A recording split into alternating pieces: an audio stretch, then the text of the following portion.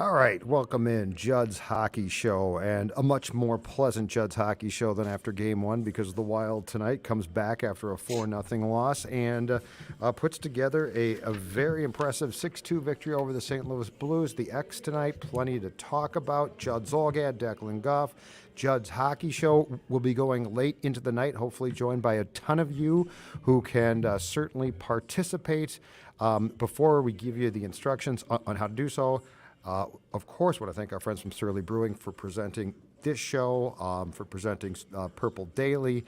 If you didn't enjoy this game with a Surly Furious or a Drips and Drops, what are you doing? In fact, Declan Havoc Goff, Machine. Havoc Machine. Havoc Machine. Havoc Machine. I had to embrace the Havoc. The number two star of tonight's game. All right, Declan, let's get right to it. Let's get to our thoughts and then start to bring in people who are going to want to comment on this game. Much more positive experience than last time. I love this sport, and this might drive our friend, the hockey whisperer, Phil Mackey, crazy. I love this sport because tonight's game changed. Now, the Wild played really well for a long time, but there is no debating this.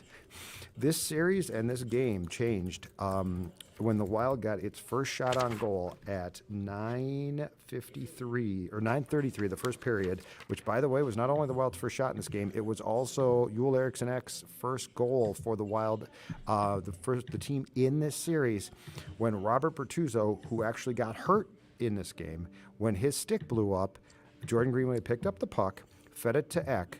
Ek scores. And I swear to God, it was like a weight was lifted from the fans in this building, from the anxiety-ridden Minnesota sports fan, and more importantly than that, Declan Goff, the anxiety from the Wild was gone. Up until then, the Wild didn't have a shot. They couldn't pass to save their lives. Now, Dean Evison was vindicated and proven right because Marc-Andre Fleury came back tonight and played a very good game in goal.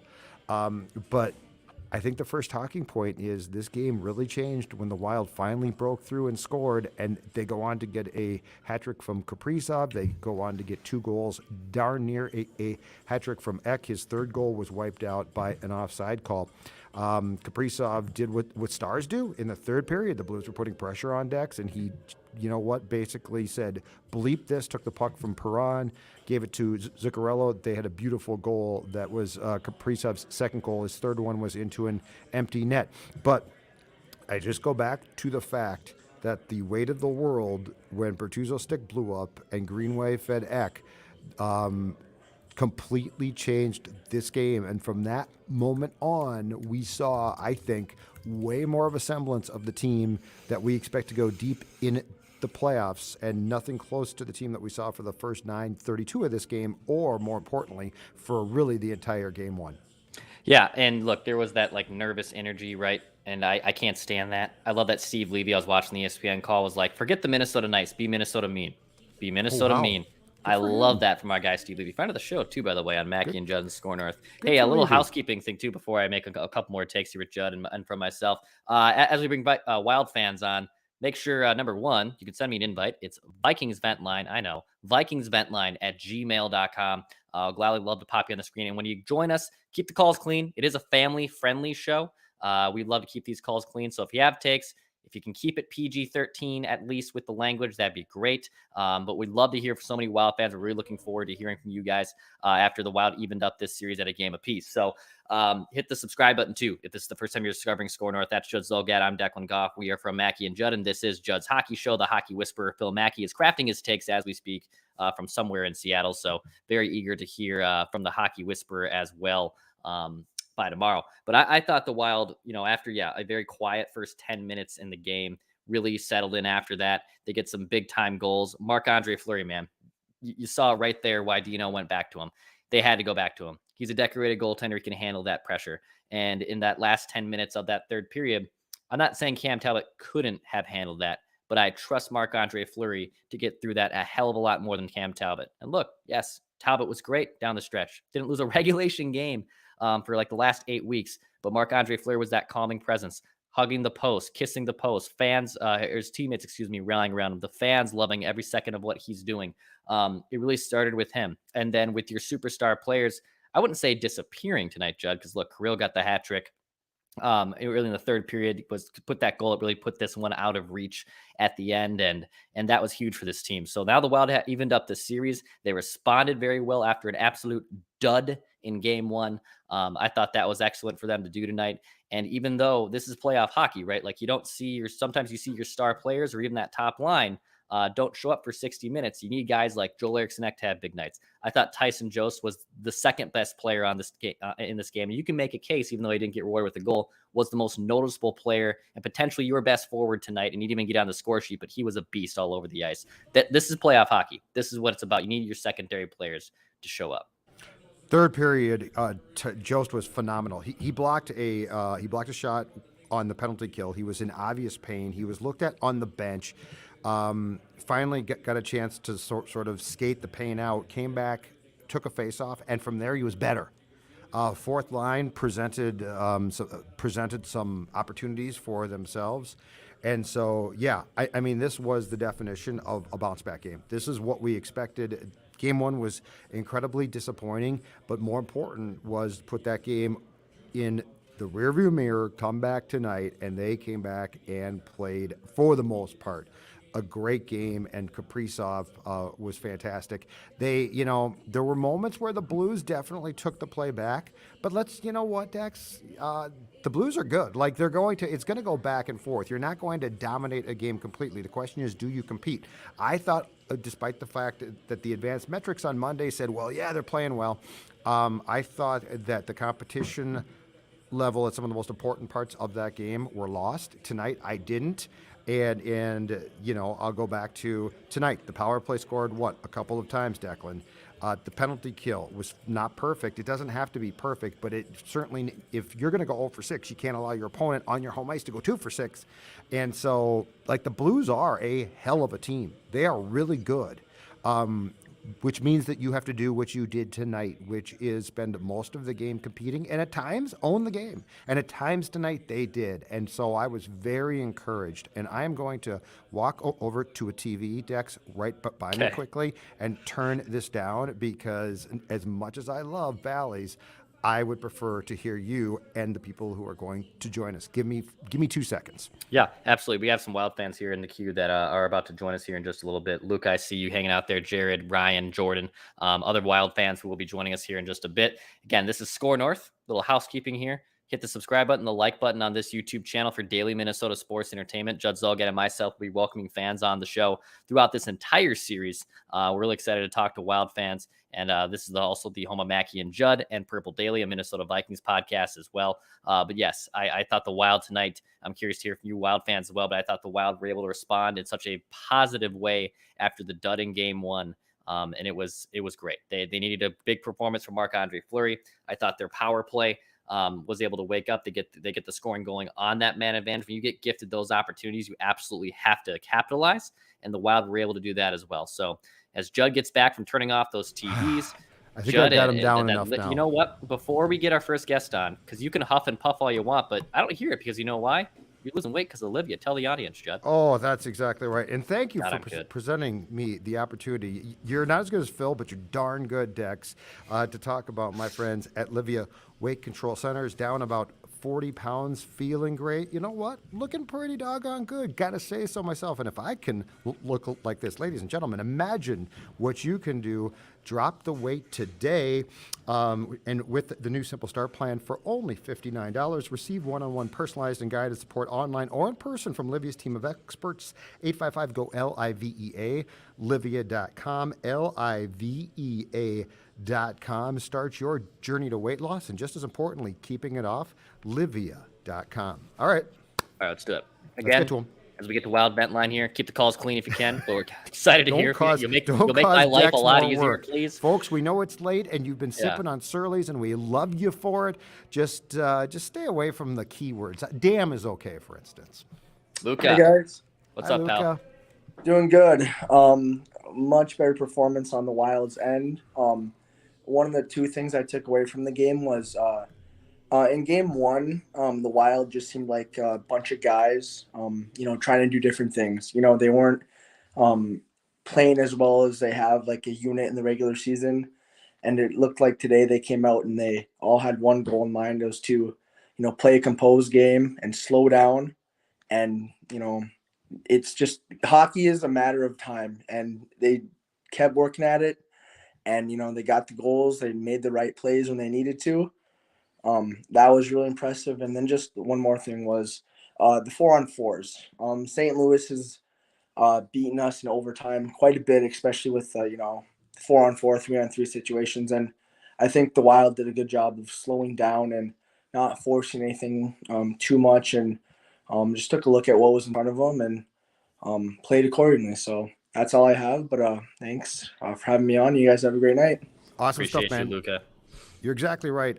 In fact, I will give you a play to me, and I talked about this a little bit before, but to me, this was the difference between Monday game 1 and Wednesday game 2. 4-2, the Wild led, but the Blues were buzzing, right? The Blues were buzzing. They were all over the place, and it felt like only a matter of time till it was going to be a 1-goal game, which is trouble. When Kaprizov robbed Perron of the puck in the Wild zone and got it to Zuccarello, and then they took off, which is what they do so well, right? On Monday, that was Kaprizov trying to skate the puck out himself, which, as I explained, in January is awesome. That looks good. In playoff time, you can't do that. He got it to Zuccarello, and then they took off, and he scores. He scored because he freed himself up to get the puck back, right? On Monday, he was trying to skate that puck out. I mean, it's no different than the Wolves taking shots, right? Like, hero ball. D'Angelo, what are you doing, man? Pass the ball, right? Hero puck. It's the same exact thing. And so what we saw tonight was, he's right, was a smarter game, more strategic game. I also saw, I think it was in the first period or in the second, as the Wild, I think it was the second, started to pull away and St. Louis got mad and more flustered. They tried to do the same stuff that they did in game 1, and they clearly know that Hartman is a hothead. And somebody was trying to rough him up after a whistle, and he literally, Dex went like this. He went, batted the guy away. Right. Didn't shove him, and he skated away. Uh-huh. That's what you need, because the difference is this.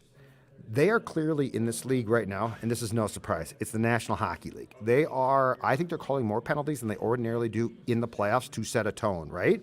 So like the whole thing of stay out of the box, you're not going to be able to stay out of the box. You're going to get called for penalties. Now you have to kill those off, which they did a far superior job of tonight a little bit. But most importantly is don't take the stupid penalties, and that's after the whistle. Because what did we see on Monday? They were taking one guy instead of two. So if Hartman goes back and pushes the guy back and engages, he might be the guy to go. So, yes, you have to be better on the penalty kill, but more importantly, don't take the penalties you don't need to take. The Wild didn't do that tonight. They played a smarter game, they played a more strategic game, and that helped them a ton once they got that first goal. Let's keep it rolling here on Wild Vent Line. Let's go to Jared. Jared, what's up, buddy? Hey guys, how you doing? Good, man. How are you? Doing pretty good. Better than I was after Monday night's game. First of all, I just want to thank you guys for all the great content. Thank you, dude. Can be no such thing as too much Score North content. On Monday, I thought they were played a little frantic. And it seemed really anxious, and it kind of seemed like it led to them rushing things. Kind of. Also, Judd, I think you may be right. This Minnesota sports team may be different after all. In the beginning of the third, when the Blues were kind of coming back and it was 2-4, the Wild were kind of committing some penalties, and the Blues were dominating the offensive zone. That you could feel that nervous Minnesota sports playoff energy kind of taking over. Mm-hmm. It kind of felt like a lot of the Wolves games, but then the Stars stepped up and did what they needed to do. And it was just a simple 2-on-1, one pass, nothing cute, put the puck in the goal. So I thought that was a nice break from the normal meltdown that we're used to. So and do you also one last thing. Do you think they're going to roll with Fleury the rest of the series, or? Well, Friday for sure. Yeah, they will for sure, dude. I think for game 3, yeah, I think they will. Yeah, probably. All right, thanks, guys. That's all I had. Thank you, Cool. Jared. Thank Yeah, you. Judd, I'll jump in Yeah. there too. Just I think, yeah, unless they lose another game, maybe you go to Talbot. And this is the point I made on Twitter. This is the point I think we made when the Dane guy was acquired here from Chicago. He was not brought here to sit behind Cam Talbot. And Talbot was great again down the stretch. I said that off the offset of the show. He hasn't lost in regulation in like 8 weeks. But Marc-Andre Fleury is Marc-Andre Fleury, man. One of the most decorated goaltenders of all time. Has 3 cups to his name, 1 cup that he really brought, and he's going to have that net regardless. Yes, was he perfect in game 1? Far from it. But was he the main reason why they lost? Absolutely not. So I'm not surprised at all they'll continue to ride the flower.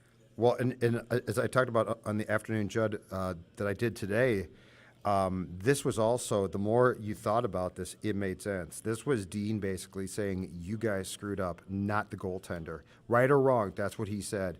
And where I agree with Dean is they did not play a hard enough game. They didn't. I mean, the fact is, no matter how we want to torture the stats into saying that the Wild played well on Monday, the fact that Perron wasn't on his breezers more is a problem, right? And Yep. so basically, I think the challenge was simple. We're going to put this guy back in goal because you let him down. And who wants to let the flower down? He's 37. He's won 3 cups. He's beloved, right? And I think the message was, you let him down. You fix this. And Fleury, to his credit, played a far superior game tonight as well. But I think that was the message to the entire team. I don't think behind closed doors they talked about, we played, look at how great we really played. I think they talked about what they did wrong. And tonight I saw more heart, more desire, and more of a want to, because this is all about things again, like boxing out, right? And Fleury did a better job, I thought, of controlling and kicking rebounds out tonight, but they also got to the Blues players more. There were things more. They tied them up more. So I actually think in some ways Dean worked this as a psychological play. Now, it could have failed miserably, but it worked perfectly. Yep. Keep it rolling here on Wild Vent Line. Jordan, how are you, man? Welcome to Wild Vent Line. I'm good. How are you guys? Good, Awesome. man. Much better. I'm actually kind of a first-time guy here. I saw your video Thanks. last week and just loved everything about it. Obviously, Thanks, Game dude. 1 wasn't our forte, but it's good to be here. Awesome. But a couple things. First off, it might be a little bit of a rant, but Fleury, he played a good game first game. The reason why I say that is because 1 goal was probably his fault, and that was the O'Reilly goal, But St. Louis got a lot of puck luck, and we didn't really do a good job of clearing Right. pucks, in the D zone and everything like that. So Agreed. I can't really put too much blame on him on that one. He did what he had to do, and it wasn't our game.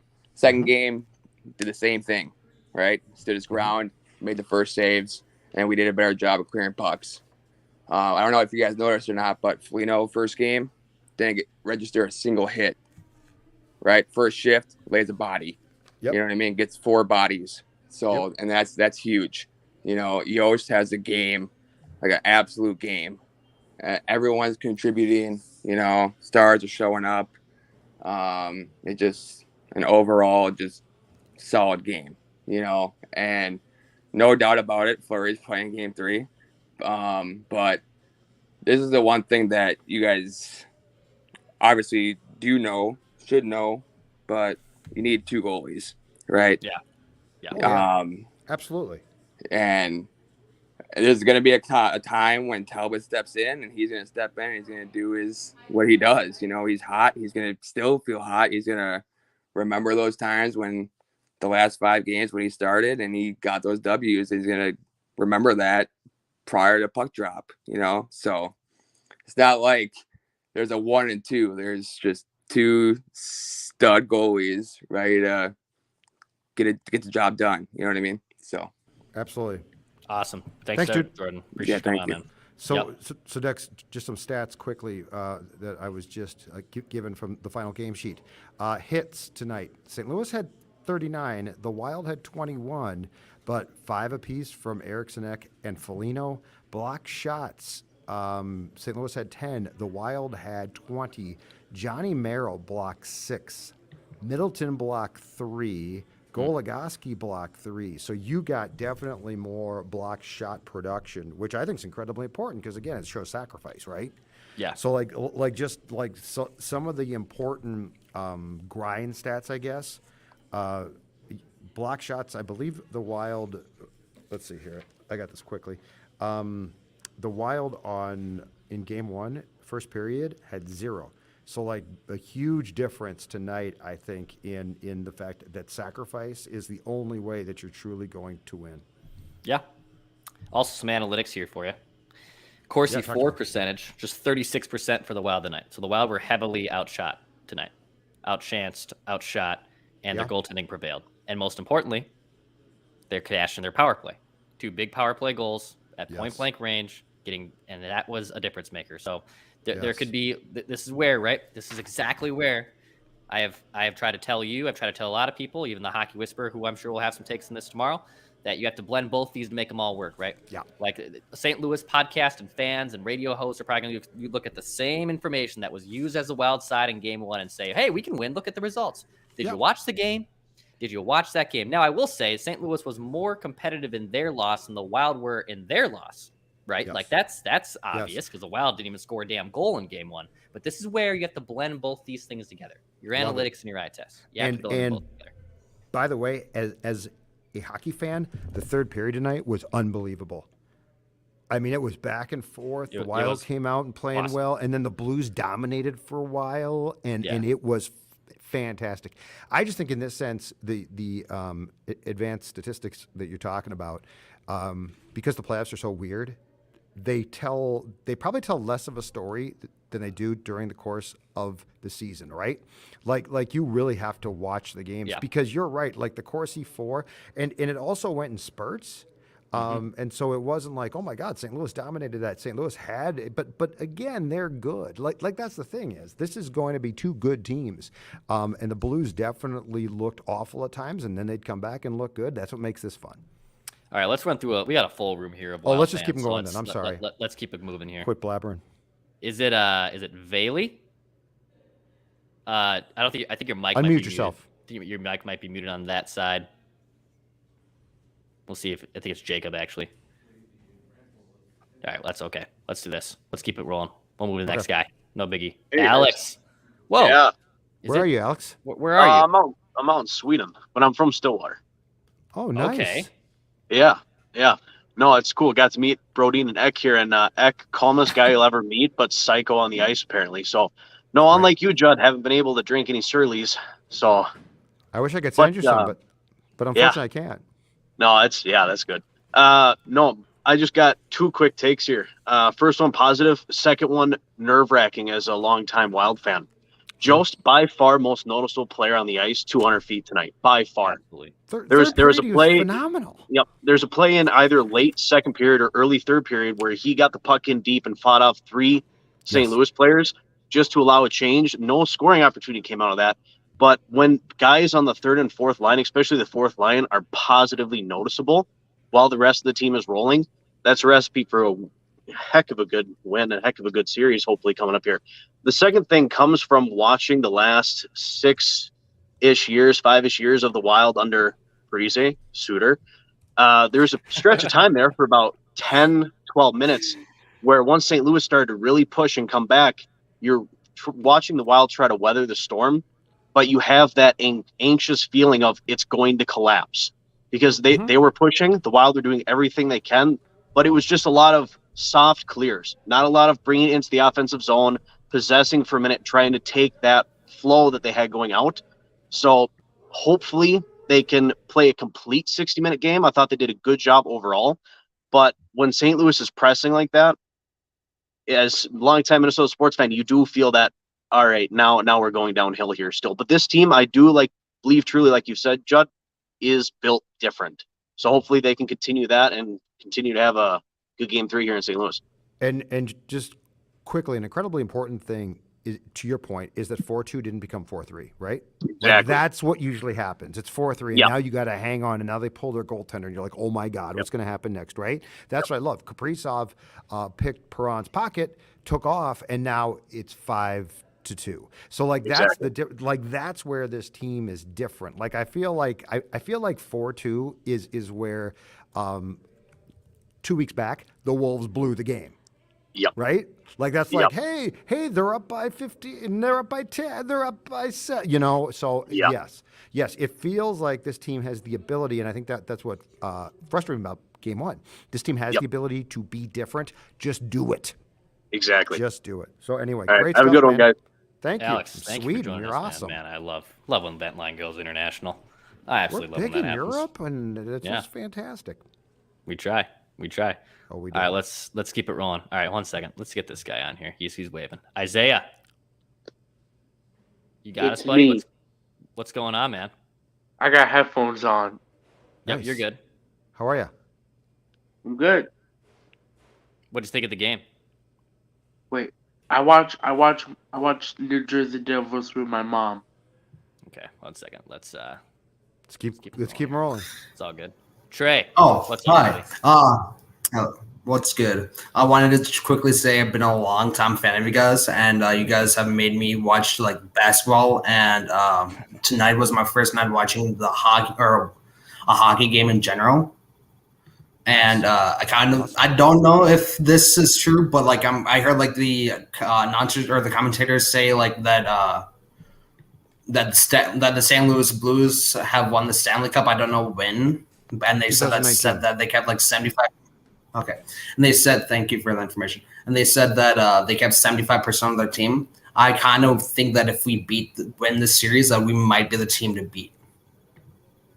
Yeah, man. No, you're right, dude. I mean, here's the thing. Yes, they've kept their core together, and the Wild are kind of in this weird position. I know if you said if you're not really familiar with the Wild and just kind of like their inner workings right now, but because they bought out those Parise and Suter contracts, they have like an insane amount of dead money. I believe 15% of their salary cap, because the NHL has a pretty tight salary cap, is tied up in those buyouts. So they really can't add significant pieces to their roster after this year because they'll have these penalties for the next 3 seasons. So you could actually make the case, no matter what, if this team gets by the first round or even it gets loses to the Blues, this core together is going to be the core mostly for the next few years. So yeah, it should be an exciting time. But glad you're watching hockey, man. Appreciate you coming on. That's awesome. Love that. Thanks for watching us. We appreciate that. Yeah, let's keep it moving here. Let's go to Zach. Zach, hello, buddy. Well, hello, what's going on? Not much, man. How are you? All right, I have a couple takes. First, I want to talk about Lafleur. Yes. I think Marc-Andre Fleury played outstanding tonight. That glove save, I love it when he makes his super over-the-top glove saves. And that sliding save with about 7 minutes, right when Kaprizov scored that empty net, total game changer. Mm-hmm. Yeah. And the second thing I want to talk about, I don't know if this is just me, but Ek, like in the regular season, like he's solid. He's a very solid role player. Once the postseason starts, he just flips a switch. Yep. Yeah, buddy. That second goal he had, definitely you're gonna have to tweet Billy Guerin with an apology for your Joel Eriksson Ek can't get the flashy goals. Yeah, you're right, dude. Yeah, he has that. Thanks, Zach. Appreciate you coming on, man. Yeah, he has that ability, right, Judd? Well, that playoff ability, that pest ability. That it's not flashy, but man, he can make those plays in the right moments. And Ek in game 1 was probably the only Wild player that I thought played really well. Had scoring chances. He looked outstanding. The thing about guys like Ek is a lot of players, when the playoffs come, their skill drops down because of how playoff hockey goes. There's always a select group of guys whose play actually goes up a notch, and Ek is in that group. And I think it's because of how he plays and asserts himself. But yeah, he is a playoff player. Like, and it doesn't mean he's like a star flashy player, but he's the type of guy because he grinds his ass off and he plays so hard. But to go back to game 1, Joel Eriksson Ek played a really good game then too. Yeah. It's why Tyson Jost played so well. right? Guys like that grind. They constantly are working, and they actually take, I think, their games up a notch. Not to become star players, but they definitely stand out. I mean, Jost's game tonight, he's a fourth liner. He's a fourth line center who tonight, just as a point of reference, played 14:47 in ice time. 14:47. He actually had more ice time tonight than Zuccarello had, I believe. So when you look at guys like that and how special they can be this time of year, those are the type of guys that you absolutely need. And Ek was, to his credit, it was fantastic. Yeah, just looking at the ice time here, 14:46 for Jost, and then just 14:18 for guys like Zuccarello. I mean, that's a dude that's earning his shifts, right? Like that in Jost, like that's a guy who's earning his shifts, and you're killing penalties, and that's the other thing is to get into. So what the Blues on the power play tonight? The Blues were 1 for 5, 2 for 6 last game. The Wild on the power play 2 of 3. Special teams, baby. Special teams. It's huge because they're going to call penalties. All right, let's keep it rolling on Wild Vent Line. If you're watching this for the first time, hit the subscribe button. This is Score North, Judd's Hockey Show. I'm Declan Goff. That's Judd Zolgab. Let's go to Scott. Scott, hi friend. How are you? Hey guys, how you doing? Good, man. Awesome. So Dex, why are you stuck at home tonight and Jed's down at the X? So I logistically, I'll take you guys behind the scenes a little bit on because I do get this question a lot. In fact, I'd even turned down a lot of tickets just to go as a fan, Judd. That's how dedicated I am to Judd's Hockey Show. The girlfriend was there.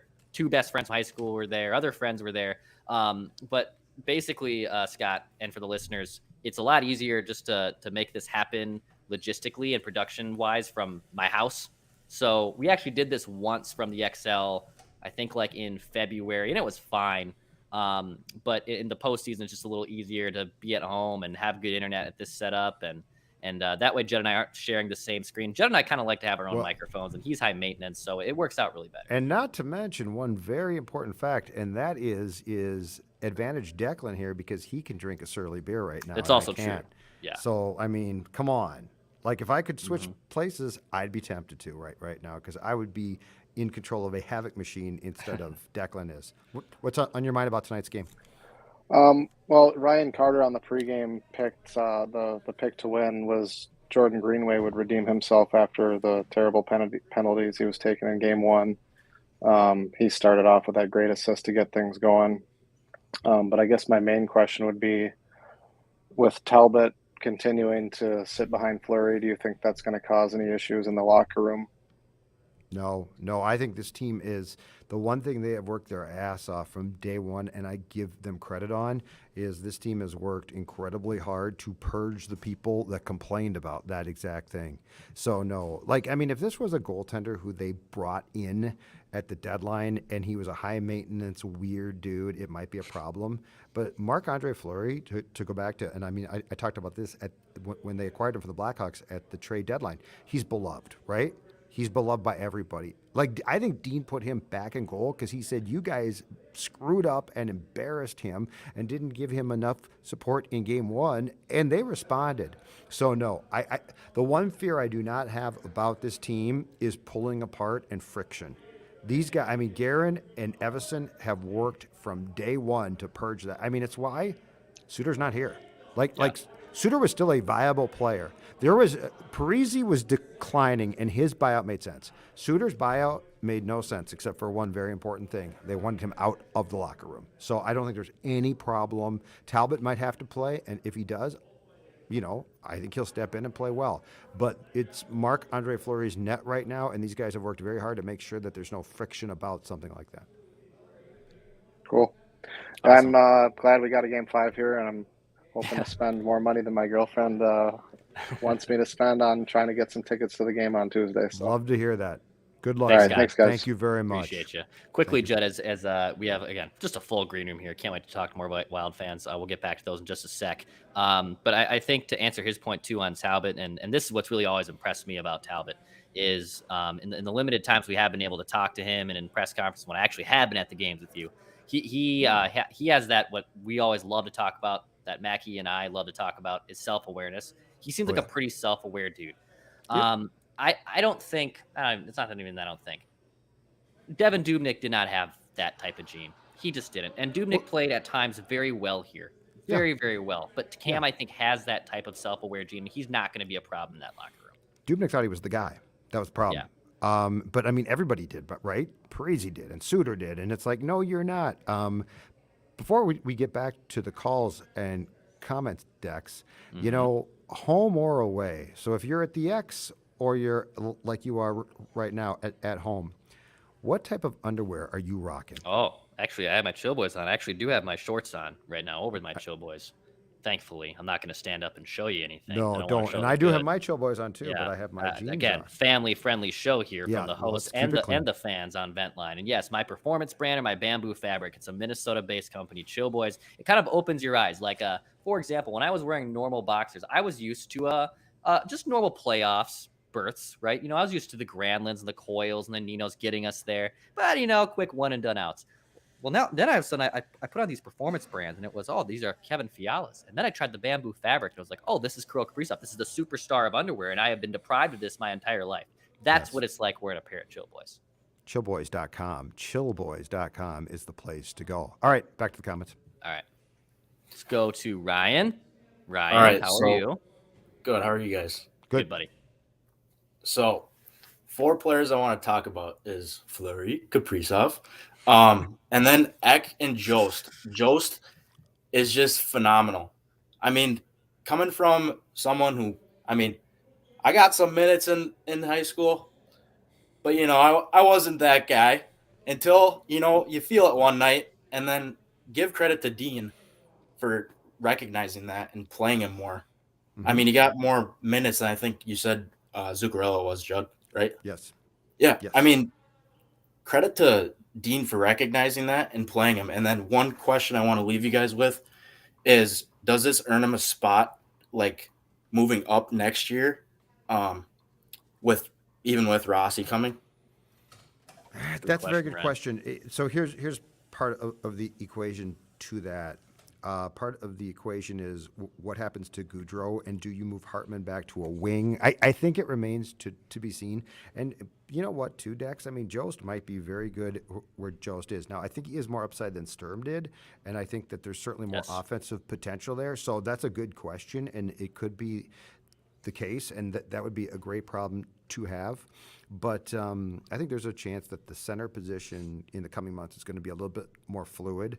And so there's a lot of directions that things could go. But this Jost trade right now, the Sturm trade, looks damn good. Like Jost is giving you things that Sturm, as much as we were on the Sturm bandwagon last season, felt like his play had sort of dropped off a little bit in 2021-22. So what you saw tonight was just phenomenal. Yeah, 2 things on that. Number one, I just think, even though you and I were higher on Nico Sturm, I kind of just accepted what his game was. I wouldn't say it dropped off. I just figured out who he was. I saw his ceiling of who he was. I felt like he wasn't as good this season. And then with Jost, I mean, I told you on the offset when that trade happened, I said, I think this is a guy that eventually cracks your top 9, top 6. Now he's log jammed a little bit, yes. But if you were to move on from Kevin Fiala, which is not a conversation we're necessarily going to have on this podcast, but when we do in the offseason, if that is something that happens, that goes to a committee role. That goes with Jost. That goes with Boldy. That goes with, Marco Rossi. Because you don't just individually swap Kevin Fiala if you lost him.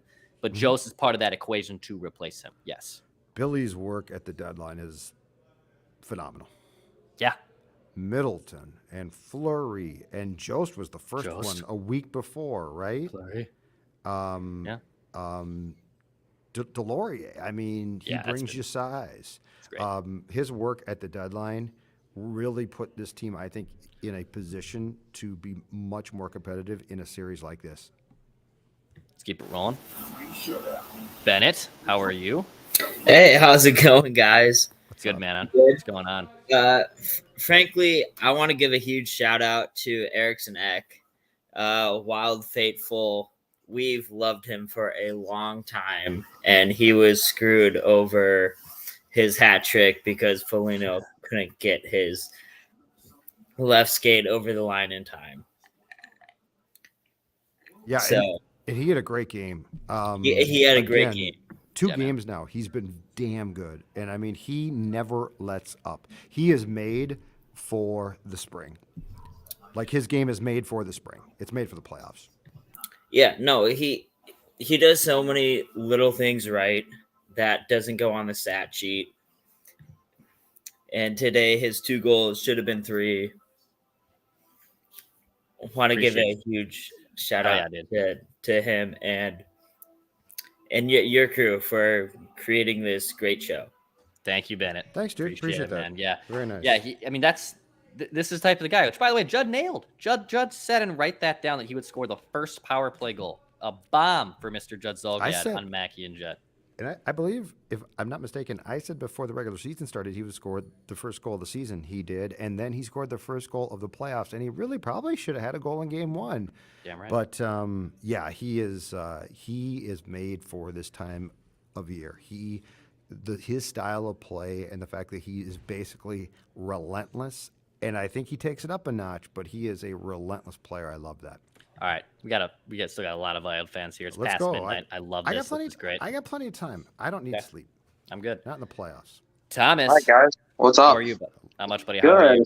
Great jersey. So I guess I got 2 things. Everyone's raving about the offense tonight, but I know Judd especially was kind of peeved about the defense the other night on Game 1, and just tonight was entirely different. You know, guys were jumping on loose pucks. Blues had 5 power plays tonight, and they had 6 the other night. And I don't know, it just, even though, they scored the goal, the one power play goal, it just, guys were actually there when Fleury kicked out the rebounds, because, Fleury is that kind of goalie. He'll give up rebounds, and I don't know, it just, the defense seemed entirely different.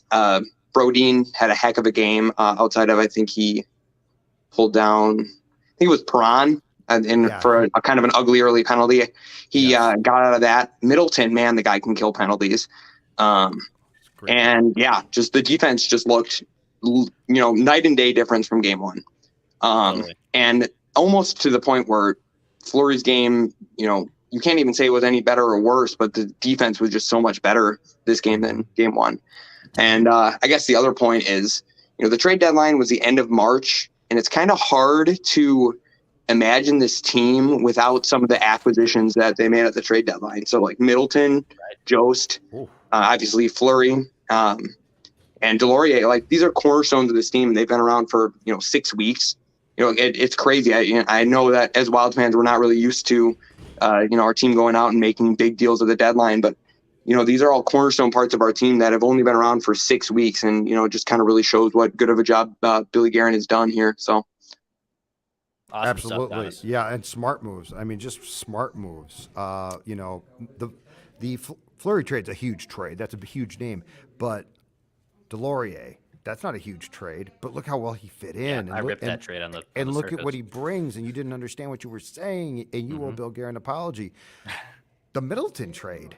Like, he is a top pairing defenseman, and tonight he was throwing his weight around. I mean, he's ripped that guy on his first game. First game, he didn't look good. Totally wrong, though. Sorry, Bill Guerin. I'm right on Dylan Bundy. I was wrong on. But anyway, there's just that's exactly right. And I think the Kulikov Goligoski swap tonight was very important, because Kulikov was awful in Game 1. Goligoski was a -1 tonight, but you know what? I didn't notice him screwing up. Did you?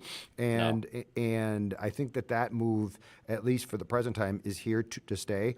But yeah, I sensed. Like, one thing I didn't like at all about the Wild's game on Monday, I didn't like their play in their own zone. I didn't think it was nearly engaged enough for this time of year. And tonight, it's not that they were perfect, and they certainly got worked at times. But you know what I didn't see? I did see. I saw way more engagement, and the block shots again. Declan, tell a very important story there. Guys were sacrificing their bodies, which is what you have to do. And to his point, too, quickly before I get to Alex here on Wild Bent Line, I agree that to his point about Fleury, that his game didn't change. Like, Fleury's going to kick out those rebounds. Like, that's kind of who he is. He's going to make the flashy glove save. He's going to kick out those rebounds. And Dean said, our defense has to clean that up. And I saw a bunch of Wild fans on Twitter being like, oh, okay, like, what? It's Fleury's fault he's giving up those rebounds. The defenders have to be up better. Yes, and you saw it. Oh, yeah. You saw it. I felt Fleury I felt he did a better job of directing those tonight than the first game. But yes, this is a very, very large part of the defenseman, because you've got to pick guys up. It's basketball. It's the same thing, right? It's boxing out. It's picking up your man. If you don't, look, David Perron was standing there. I barely noticed him tonight. In game one, he was standing there. It would be no different than not picking up your guy on the block in basketball or right? Like if I let you stand there and you get the ball and score, that's on me. So Totally. yes, Delory is not a goon. That's not correct. He is a tough player, but we just got a comment from Mike. He's not a goon. Alex, what's up, buddy? Welcome to Wild Vent Line. How's it going, guys? Good, man. Awesome. Hey, so the main things, I want to talk about tonight was, the key moves that Bill Guerin made at the end of the season last year was signing Ericksson Ek and Kaprizov, right? And, when we needed big plays tonight, those two guys were the ones that came out and did it, right? And I remember, Bill Guerin was on with you guys, 6-8 months ago, and you're talking about Ericksson Ek, and, he was saying that, he's a skill guy too, right? And that second goal he had was absolutely filthy. And that was an unbelievable play by him. And, he's, but in the playoffs, you need those players to step up. And those two players absolutely did tonight. And, we really needed it. That second goal was a sick goal. You're exactly right. I mean, he picked the guy's pocket and made a great move. Yeah, I mean, he definitely has skill. I just think he combines his skill with just an elite work ethic. And that's the perfect combination. And while I think it's good to certainly have that combination during the course of the season, in the playoffs, it's imperative. Like he combines what is some really nice skills with the fact that he works his butt off. And, tonight, and game one too, in his defense, we saw it both times, and it was fun to watch. Yeah, awesome stuff, Alex. He's awesome. Thanks for having me. Yeah, man. Yeah, I do well. I'll Billy, and actually, I'm more Ek in apology than to Billy. Billy was the one that was like, no, you said Declan, it you're wasn't just skilled. wrong. Yeah, you said it wasn't skilled. That's fine. But I mean, he does work. Like I knew what you were saying though.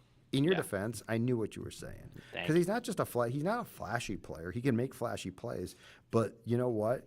The most important thing is it starts with he's willing to work his butt off. Yep. All right, keep it moving. Let's go to Blake. Blake, how are you, buddy? I'm very good. That was great win tonight. Yeah, man. Huge win. So, you guys talked about, Kulikov and Goligoski. I feel like Goligoski probably should have started or played in game one, too. What do you guys think? Kulikov, until that game, I have actually been impressed by. So, I didn't have a big problem with it, but, I mean, he went from being, I think, one of the more reliable guys that they signed during the summer to in that game, he was damn near unplayable. I was shocked by that. Yeah. To go back to, I think it was the Blues' second goal by O'Reilly in the game on Monday. He literally was skating away from the play while the puck was behind him, and no one knew why. So in retrospect, you're right, but I did not first guess that move one bit. So I say that I'm from Grand Rapids, Minnesota. Okay, nice, dude. Goligoski from Grand Rapids. But anyways, yes, I feel like so far in the NHL playoffs, I feel like the penalties have been very soft, throughout the playoffs, not just the Wild game. There's been calls on both sides that have been just call. I'm a referee. I've ref for 8 years or whatever, but just calls, especially in the NHL playoffs, that I wouldn't have called, on both sides. It's for the NHL playoffs. It feels like it's been pretty soft, to be honest. So I've watched, I watched parts of the 4 games last night, and I've watched both, obviously, of the games played by the Wild so far, and I've noticed 2 reffing things. One, you're right. They are calling way more it's almost like we're starting the season, and there's they're enforcing things, and I don't know if that's to set a tempo, but that appears to be a playoff-wide thing, not just a Wild Blues thing. Here's the other thing. Exactly. Here's the other thing. Have you, and I picked up on this last night, and I saw it again a couple of times tonight. They are being much more diligent about when they call icing. I'm seeing them not call icings ordinarily. It's just bang, right? Automatic. Yep. It feels like if you sort of go a little bit slow to get the puck, they're waving it off. So there's definitely appears to be points of playoff emphasis that Yeah. surprised me, because ordinarily in the playoffs they stay away from enforcing too much and they just go by the book basically, or in penalties they do less. Yep. Yeah. As a referee, icing is obviously a judgment call when it comes to the defenseman. He could have played the puck. Yeah, I totally agree with you. That's totally a judgment call, and they're, not calling icing as much, like you were saying. So Awesome, Blake. Good Thanks stuff, for coming man. on, dude. Yeah. See you later. Yeah, thank Take you, care. guys. Appreciate it. Little Go Grand Rapids love Rapids. there. You gotta love it. Grand Rapids, Go great GR. country. Great golfing country for you, Dex. It is. Keegan. Hey, what's up, guys? buddy? What's up, man? So I got a couple things on both sides tonight. I thought the Wild, from everyone who played tonight, maybe Hartman was the only one who I thought didn't really play well, but everyone else was superb. And I think the difference between tonight's game and the game before was a complete switch, where I felt like the Wild were making the winning plays. Jost in the first period, when he was holding those three defensemen in while the Wild were changing. Kaprizov staying behind the net, forcing the Blues to take penalties. They were fantastic. I think Goligoski's got to play the rest of the way over Kulikov unless someone else plays a bad game. And I think on the other side for the Blues, and this is a question for both you guys, I think the Blues are in trouble a little bit. I thought Ville Husso tonight was really bad and just looked uncomfortable.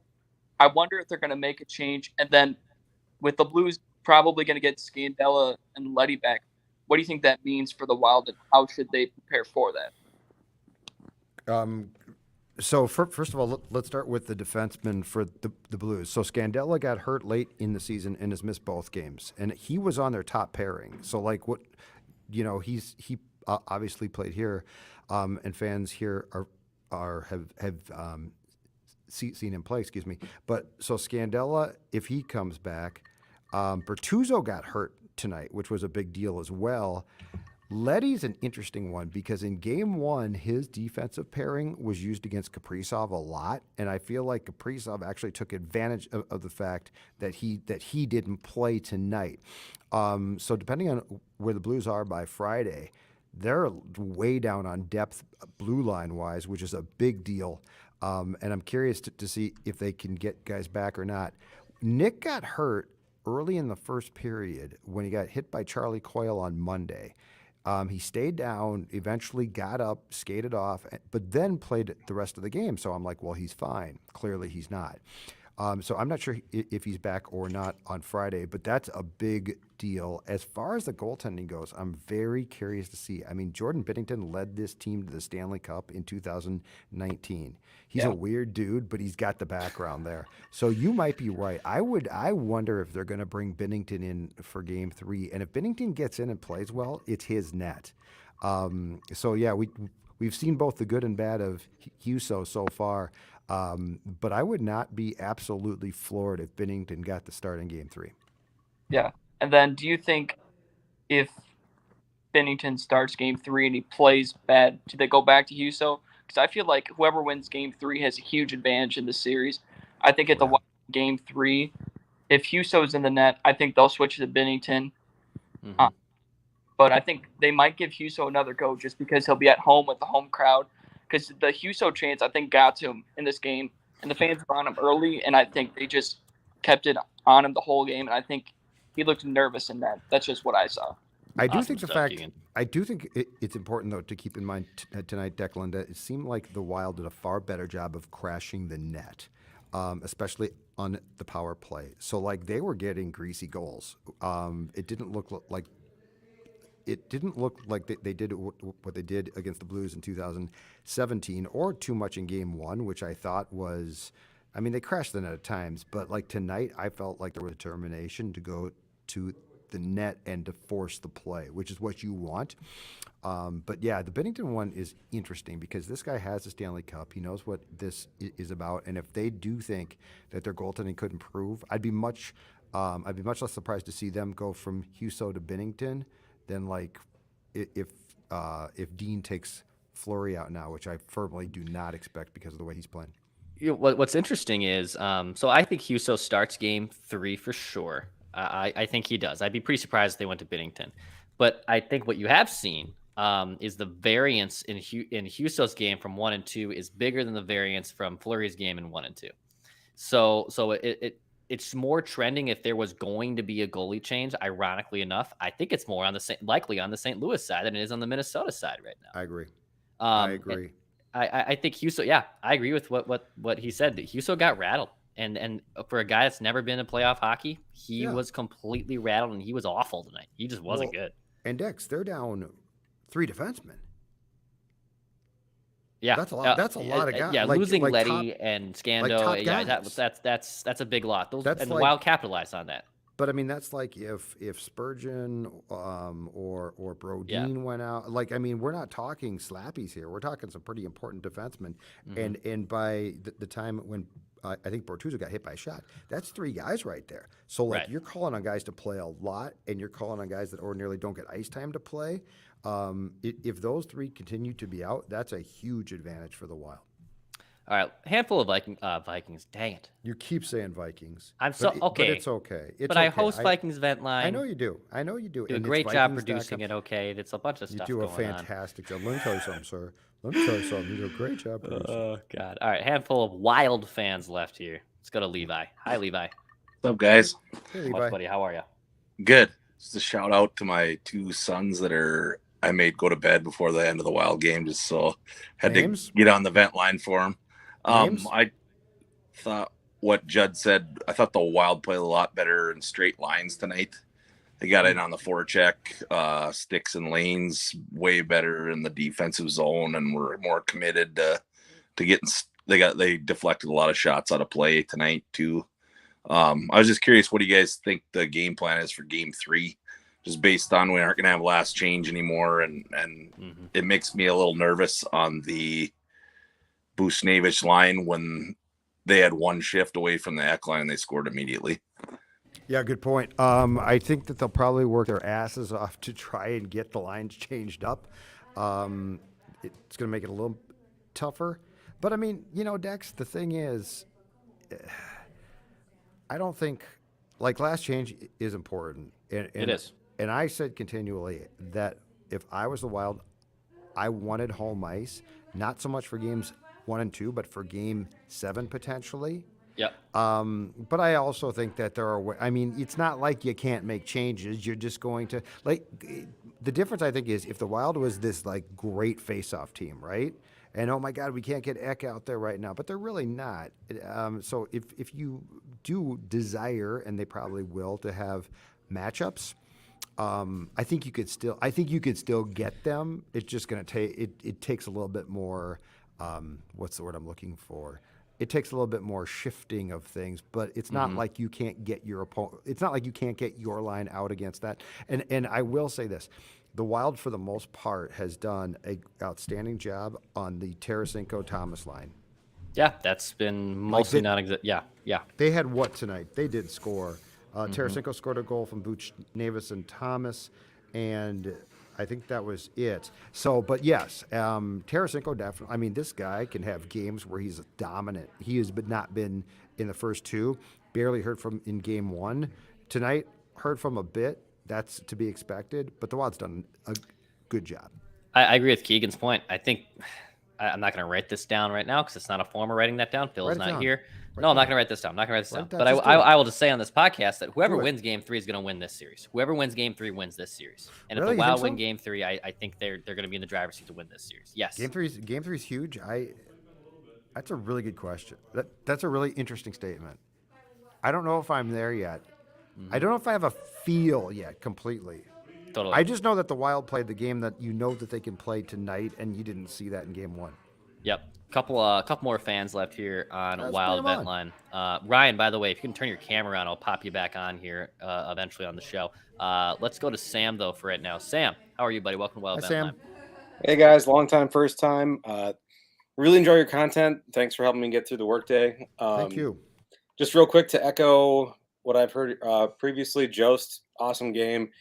I think the first goal tonight was massive for the fans, for the team. All that, I agree. Just you felt that lift off, especially given our Minnesota history. My wife got super excited about the Ericksson Ek skill goal, which was really fun.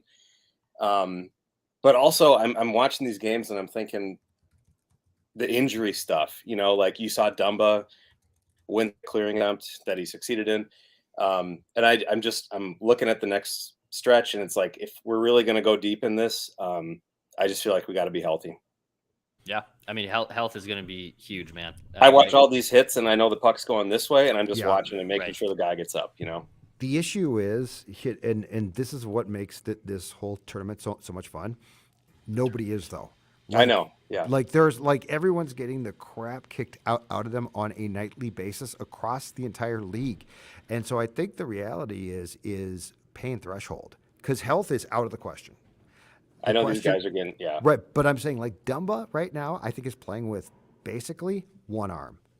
But he's playing, and so the question becomes, okay, if you scratched him, who would you bring in? Jordy Ben, Kulikov? No. So I'd prefer he plays. Foligno, he's probably playing on one leg.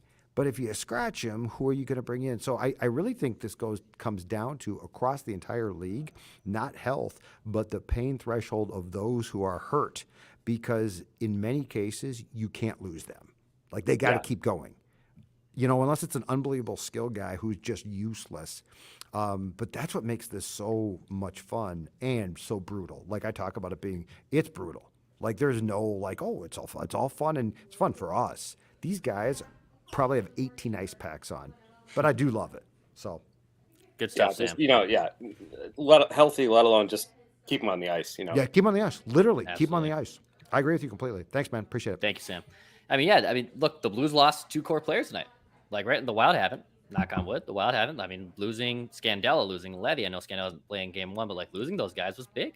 That's a big reason. Bertuzzo. St. Bertuzzo's Louis weren't. For that. Yeah, wasn't able to get going tonight. All right, a couple more fans here left on Wild Vent Line. Let's go to Ryan. He's been waiting patiently. Ryan, how are you, bud? Hi, Ryan. Hey guys, how you doing?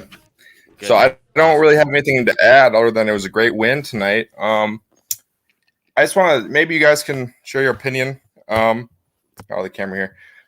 I think this team, we've been saying they're different. I think tonight they showed it. I think the third period, it's the first time I've ever seen it happen. They took the opposing team's will to win, I think, honestly. The Blues, scoring that goal, too bad for Ek, couldn't get the Hattie.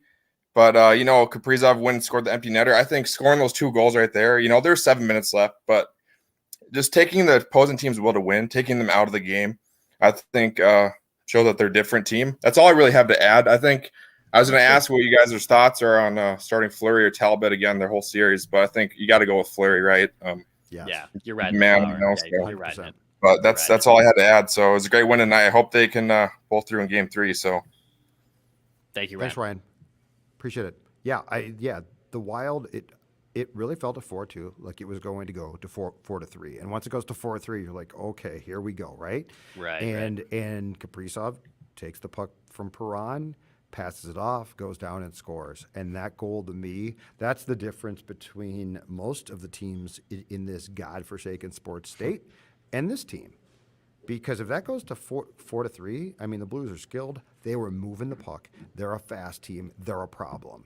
Yep. But you got that goal, and now it's like, okay. And then the momentum just completely shifted back to the Wild. All right, one more fan here left on Wild Vent Line. Let's go to Jack. What's up, Jack? Just got back from the game. Got my Hartman shirt. You got the Hartman jersey from our guy Chief. Yeah. Let's see it. Nice. I got 2 points here. I got 1. I think the best thing they did was not take Fleury out, because you take Fleury out and you let the Blues know that you just pulled a Hall of Fame goalie out of a series, and that gives, I think, them momentum. Second thing I got, there was 3 points of power play, penalty kill, and we can't score on Husso. We scored on Husso right away. Mm-hmm. We scored on the power play, and then we killed the penalty. And I think if we go out and win a 2-1 game tonight and we let up a power play goal and we don't score on 3 power plays, I think it's a different series going into game 3. But going into game 2, I think we've changed all the doubt that we had going into this. Great Awesome stuff, Jack. Thank you. Yeah, he's absolutely right. And I'm telling you, too, it is unbelievable, and it's what makes this sport so fun, that when Bertuzzo's stick blew up and Greenway picked up the puck and fed Ek and they scored, it changed everything.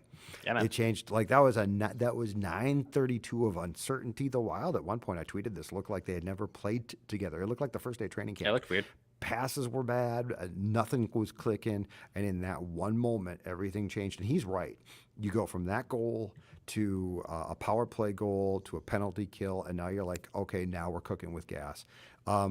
It's exactly right. But I mean, that whole thing, that sequence shifted a series from like, oh boy, what's going to take place here, to okay. And you know what? The game went back and forth. Momentum turned. It always does. That's not rare. But the reality was, after that sequence, you didn't feel like, oh boy, this is trouble. And the Wild, I think, got its mojo back. I really do. Because, I mean, they were giving up chances at times, but they had enough mojo to carry it on. So great fun. We are done. We appreciate you all for staying up late, for chiming in. Great stuff. We will be back after Friday's 8:30 start. That's right. Declan Goff. He's a young man, but he's putting his Friday night plans on hold. I will be home, so I will be drinking one of my favorite Surly beers, probably the Furious. You'll be drinking your Surly beer Friday night. We will take your calls, your appearance again. There it is, Surly Brewing. Thank you very much to all of our friends, Omar and Dave and Stu and all of you at Surly, for helping us out with not only Purple Daily, but also now Judd's Hockey Show. Declan, if there's more to add, you tell me, but that's it from me at the X. Yeah, hit the subscribe button to this YouTube channel for daily Minnesota sports entertainment. As Judd said, we'll be back on Friday. Mackie and Judd and the Hockey Whisperer with Mackie, Judd, and myself will be back tomorrow on this YouTube channel. So more Minnesota Wild conversations coming, plus other Minnesota sports content, and Purple Daily, our daily Minnesota Vikings channel. Hit the subscribe on that one as well. Hey, it's a playoff win. So let's wrap it up with our friend of the show. Listen, you guys know what this is all about, right? Right? What's it all about? Spurgey? Hard work and having fun. That. This is about winning.